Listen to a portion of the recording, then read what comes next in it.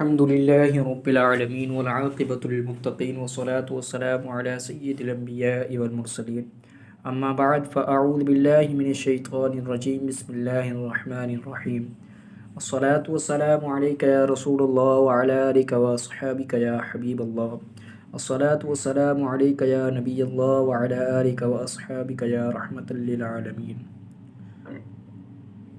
حضرات محترم، آج ایک بار پھر سلطنت مصطفیٰ چینل پر حاضر خدمت و دعا ہے اللہ تبارک و تعالیٰ کی پاک بارگاہ میں آپ سب خیر و عافیت سے ہوں گے. حضرات محترم، جیسا کہ آپ کو پتہ ہے کہ ربیع الاول شریف کی آمد ہے اور یہ وہ مبارک مہینہ ہے جس میں آقا علیہ الصلوۃ والسلام کی ولادت باسعادت ہوئی.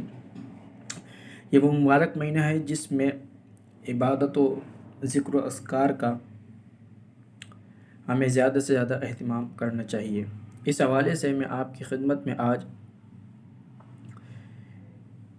4 نوافل لے کر حاضر خدمت ہوا ہوں جو ربیع الاول شریف کی پہلی رات کو پڑھی جاتی ہیں.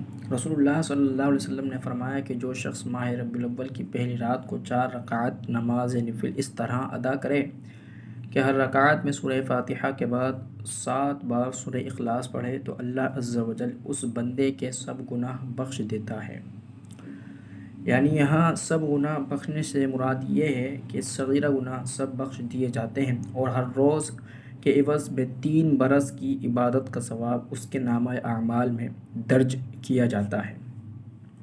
اسی طریقے سے جو کوئی اس مہینے کی پہلی رات اور پہلے روز 4 رکعت نماز نفل اس طرح ادا کرے کہ ہر رکعت میں سورہ فاتحہ کے بعد سورہ اخلاص 7 بار پڑھے تو اس کے لیے اللہ عز و جل 700 برس کی عبادت کا ثواب لکھتا ہے.